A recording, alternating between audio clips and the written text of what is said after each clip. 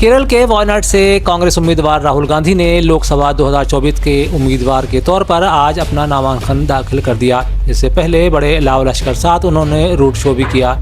नामांकन भरने के बाद राहुल गांधी ने कहा, यह लड़ाई लोकतंत्र और संविधान को बचाने की लड़ाई है। उन्होंने कहा, एक तरफ कांग्रेस पार्टी और इंडिया गठबंधन लोकतंत्र और संविधान को बचाने के लिए लड़ रहे हैं, दूसरी तरफ प्रधानमंत्री नरेंद्र मोदी, गृह मंत्री अमित शाह और भाजपा के लोग संविधान और लोकतंत्र को खत्म करने के लगे हैं। इस दौरान राहुल गांधी ने विकास के नाम पर भाजपा द्वारा जनता के साथ धोखा किए जाने का आरोप भी लगाया है। ये जो लड़ाई है, ये जो लड़ाई है, ये लोकतंत्र और कॉन्स्टिट्यूशन, संविधान को बचाने की लड़ाई है। एक तरफ कांग्रेस पार्टी और इंडिया अलायंस लोकतंत्र के लिए लड़ रहे हैं, संविधान के लिए लड़ रहे हैं, और दूसरी तरफ प्रधानमंत्री मोदी जी, अमित शाह जी और बीजेपी के लोग, आरएसएस के लोग संविधान को और लोकतंत्र को खत्म करने में लगे हुए हैं। धन्यवाद। राहुल गांधी के बयान के बाद अब इस पर राजनीति भी गर्मा रही है। राहुल गांधी के बयान के बाद तीखी प्रतिक्रिया देते हुए भाजपा के वरिष्ठ नेता जयशंकर प्रसाद ने कहा, अगर उन्हें विकास नहीं दिखता है तो उन्हें अपने चश्मे का लेंस बदलवा लेना चाहिए। उन्होंने कहा, राहुल गांधी कभी सच्चाई को देखते ही नहीं है। उनका एक ही अहंकार है, देश पर शासन हम नहीं करेंगे, और उन्हें वोट मिलता नहीं है तो वे चिल्लाते हैं। विकास उनको नहीं दिखाई पड़ता है तो अपना चश्मा और लेंस बदल लें। हाईवे बनी कि नहीं बनी, भारत में 5वीं इकॉनमी होगी कि नहीं, पीछे के रास्ते पर है कि नहीं, डिफेंस में आगे बढ़े हैं कि नहीं, इलेक्ट्रॉनिक में आगे बढ़े हैं कि नहीं, गरीबों का टीका लगा है कि नहीं कोरोना में, वो भी बहुत लेट से लगवाए। आज भारत में तो हवाई जहाज भी बन रहा है, मिलिट्री फाइटर प्लेन बन रहा है, गरीबों 80 करोड़ लोगों को खाना खिलाया गया है, आगे और होगा।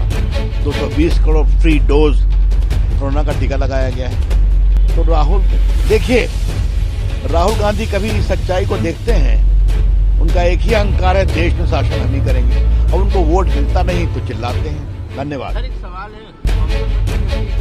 हाल में 200 से ज्यादा भाजपा, क्या आधार है? छोड़िए ना उनको, ये पब्लिक सब जानती है। धन्यवाद। वहीं मध्य प्रदेश के मुख्यमंत्री मोहन यादव ने भी राहुल गांधी पर हमला बोला। उन्होंने कहा, राहुल गांधी की बातों को कोई गंभीरता से नहीं लेता। उन्होंने कहा कि खुद उनकी पार्टी ही उन्हें गंभीरता से नहीं लेती है। राहुल की बात को भरोसा कौन करता है? राहुल जो बोलते हैं उसमें कोई तथ्य होता नहीं, ना गंभीरता होती है। उनकी खुद की पार्टी उनको गंभीरता से नहीं लेती तो कोई कैसे क्या करेगा? मैं आज जबलपुर के दौरे के बाद माननीय राष्ट्रीय अध्यक्ष की सफल प्रवास के बाद यहाँ से मालवा जा रहा हूँ। उज्जैन, इंदौर, अलग अलग कार्यक्रम रहेंगे, और जिस प्रकार से चुनाव भी पारा चढ़ रहा है, मुझे इस बात की प्रसन्नता है कि कांग्रेस के हाथे पते नहीं लग रहे हैं। कांग्रेस बहुत पीछे रह गई, लेकिन इसका जवाबदार अगर कोई हो तो राहुल गांधी है। मैं कांग्रेस को गंभीरता से लिया ही नहीं, मैं चुनाव को गंभीरता। उम्मीद करते हैं कि अभी भी समय कांग्रेस अपने अंतर विरोध से जूझते बाहर आएगी, आत्मावलोकन करेगी।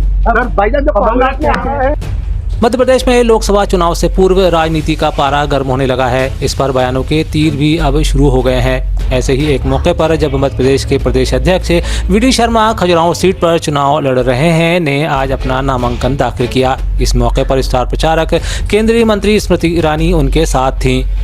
इस मौके पर स्मृति ईरानी ने मीडिया के सामने कांग्रेस पर तंज कसा। उन्होंने कहा, लोकसभा क्षेत्र में आपने माहौल देख ही लिया है। कांग्रेस चुनाव में वोट पड़ने से पहले ही अपनी हार स्वीकार कर चुकी है, इसलिए कांग्रेस इस क्षेत्र से लड़ ही नहीं रही है।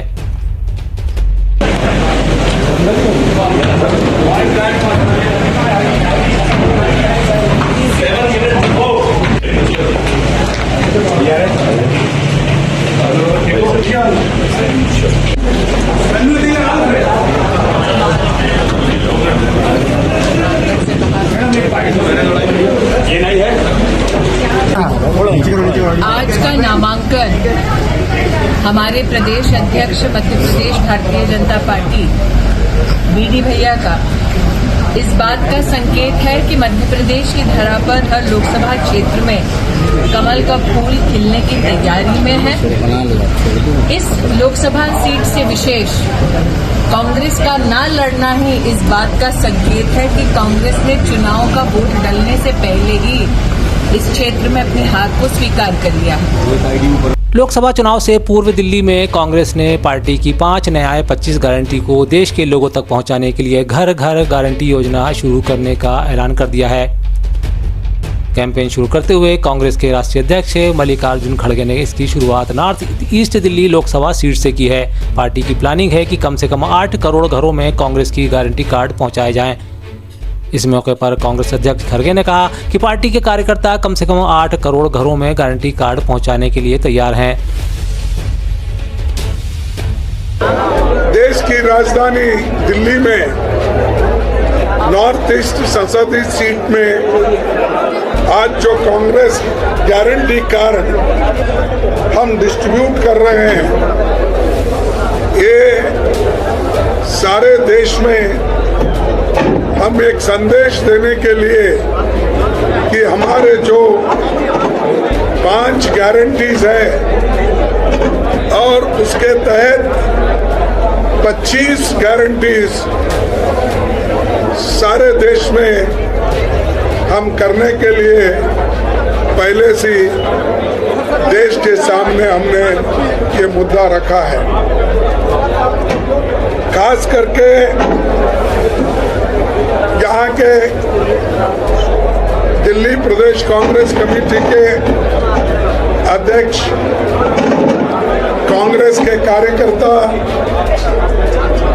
इन गारंटीज के कार्ड को,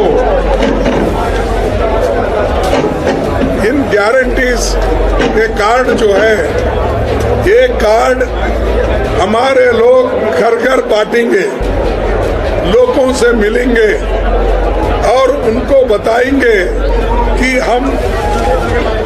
हमारी सरकार, अलायंस की सरकार आने के बाद हम लोगों को ये गारंटी देते हैं कि हमारी सरकार हमेशा गरीबों के साथ रही है और गरीबों का काम करेगी। इससे पहले भी हमारी बगैर गारंटी बोलते हुए हमने गारंटी के प्रोग्राम दिए, जैसा कि मनरेगा, जैसा कि एजुकेशन का, जैसा कि आरटीआई, जैसा कि फूड सिक्योरिटी एक्ट, ये सारी चीजें हम कभी नहीं कहा था कि हम आने वाले इलेक्शन में ये करने वाले हैं। सरकार आने के बाद ये प्रोग्राम हमने हाथ में लिए और कामयाबी के साथ सारे देश के लोगों को हमने इसका फायदा दिया। ईवीएम मशीन को लेकर मचे कोहराम पर अब सुप्रीम कोर्ट ने भी चुनाव आयोग को वीवीपैट पर्ची की गिनती को लेकर जवाब देने के लिए सवाल तलब किया है। ऐसे में कांग्रेस के दिग्गज नेता दिग्विजय सिंह पहले ही ईवीएम पर सवाल उठाते रहे हैं, ने एक बार फिर बयान दिया है। राजगढ़ से लोकसभा प्रत्याशी दिग्विजय सिंह ने कहा कि यदि बैलेट से चुनाव कराने हैं तो उन्हें 400 से अधिक प्रत्याशियों को मैदान में उतारना ही होगा। उन्होंने कहा कि वे इसके लिए पूरा प्रयास करेंगे। इसलिए पूरे खाते, पूरे इनकम टैक्स की कार्रवाई की गई। हम जनता से 1 रुपए और आपका नोट, आपको वोट की अपेक्षा करते हैं। वोट के साथ में आपको 1 रुपए जो आपने दिया है। राजधानी भोपाल में कांग्रेस के प्रत्याशी अरुण श्रीवास्तव ने अनोखे अंदाज में आज अपने प्रचार अभियान का शुरुआत कर दिया। इस दौरान वे एक नोट एक वोट लिखे डोनर बॉक्स को लेकर लोगों के सामने जा रहे हैं। बता दें कि कांग्रेस के खातों को सीज किए जाने के बाद पहले भी कांग्रेस कह चुकी है कि उसे चुनाव में प्रचार और चुनावी सामग्री के लिए लोगों से चंदा जुटाना होगा। दिल्ली में आप नेत्री आतिशी के बयान के बाद राजनीति में अब तक ठहराव नहीं आ सका है। आज भाजपा के दिल्ली प्रदेश अध्यक्ष वीरेंद्र सचदेवा ने कहा, या तो आतिशी को उस व्यक्ति का नाम बताना पड़ेगा जिसने उन्हें भाजपा में आने के लिए मजबूर करने की बात कही है। सचदेवा ने कहा कि हमने आतिशी को कानूनी नोटिस भेजा है, यदि वे खुद नहीं बताती तो कानूनी कार्रवाई की जाएगी। बता दें कि कल ही आप नेता आतिशी ने दावा किया था कि भाजपा ने उन्हें पार्टी ज्वाइन करने के लिए अप्रोच किया जा रहा है, इसके लिए उन्हें मजबूर भी किया जा रहा है। आतिशी मारलेना ने जब कल झूठ बोला था, हमने कल ही कहा था कि कानूनी कार्रवाई के लिए तैयार रहिए और उनको डेफेमेशन नोटिस दे दिया गया है कि आप नाम बताइए किसने संपर्क किया, कैसे किया, कौन सा रिश्तेदार है, मिलके किया, फोन से किया, ये सारी चीजें हमने पूछी हैं क्योंकि हम जानते हैं कि आतिशी मारलेना आम आदमी पार्टी का जो चरित्र है, झूठ बोलना, मक्कारी करना, चालाकी करना, उसका उदाहरण पेश कर रहे हैं। इसलिए आतिशी मारलेना इस बार झूठ बोल के भाग नहीं सकती, कानूनी कार्रवाई उनके साथ होती रहेगी। छत्तीसगढ़ के कांग्रेसी नेता चरणदास महंत ने आज पीएम मोदी पर विवादित बयान दिया है। एक मौके पर उन्होंने कहा कि नरेंद्र मोदी के सामने अगर कोई खड़ा हो सकता है तो वह मैं हूं, बाकी सब सीधे साधे हैं। महंत ने कहा कि लाठी धरकर मुंह तोड़ने वाला आदमी ही उनके सामने खड़ा हो सकता है। ऐसे में अब उनके बयान को लेकर राजनीति गर्मा रही है। एक संरक्षक चाहिए, अच्छा लाठी धर के बांधने वाला। नरेंद्र मोदी के खिलाफ अगर कोई लाठी धर के खड़े हो सकते तो तुम्हारे सांसद खड़े हो सकते।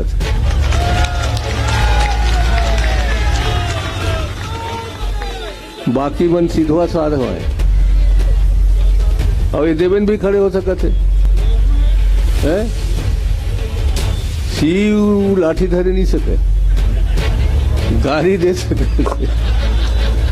हम लाठी धरैया आदमी चाहिए, नरेंद्र मोदी के मूड फोरैया आदमी चाहिए और रात दिन तंग करके यहाँ ले चीन भेजने वाला आदमी चाहिए।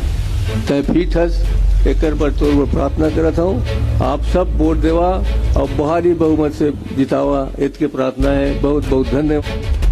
आगामी लोकसभा चुनाव के लिए सभी तैयारियों को पूर्ण किया जा रहा है। ऐसे में चुनाव संपन्न कराने के लिए करीब 2.5 लाख कर्मचारियों की ड्यूटी भी इसमें लगाई गई है। इसमें वन विभाग के करीब 200 से अधिक कर्मचारी शामिल हैं। इसे लेकर अब तकरार भी शुरू हो गया है। यही कारण है कि वन विभाग कर्मचारी संगठनों ने इतने अधिक कर्मचारियों को चुनावी ड्यूटी में लगाए जाने के खिलाफ हाईकोर्ट में याचिका लगाने की तैयारी शुरू कर दी है।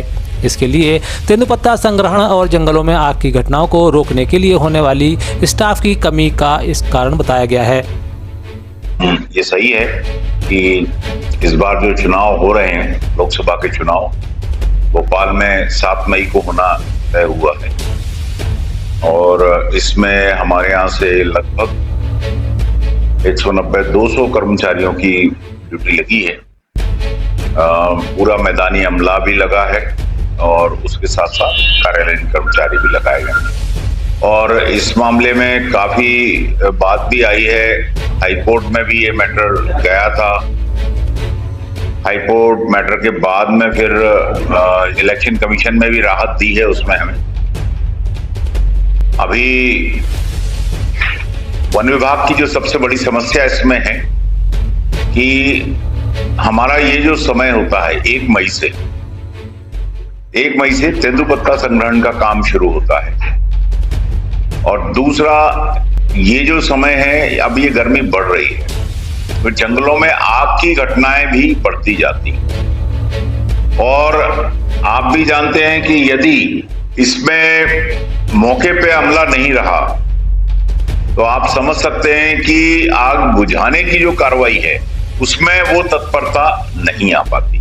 साथ ही अभी महुआ भी गिरना शुरू हुआ है। महुआ टपकने से क्या होता है कि गांव वाले अपनी सहूलियत के लिए नीचे आग लगा देते हैं तो जिसमें कि पेड़ के नीचे साफ हो जाए, बट वो आग कभी कभी जंगल में बुरी फैल जाती है और उसके कारण भी घटनाएं आग की हमारी बढ़ जाती है। तो इसलिए ये बड़ा संवेदनशील समय वन विभाग के लिए रहता है और ऐसे समय ही अब चुनाव आए हैं तो बड़ी कठिन चुनौती है। हम भी निर्वाचन अधिकारी से अनुनय विनय कर रहे हैं, अनुरोध भी किया है, हमने पत्र के माध्यम से भी उनसे अनुरोध किया है, बातचीत भी की है कि यदि संभव हो तो फील्ड के अमले को हमारे जो है उसको राहत दी जाए।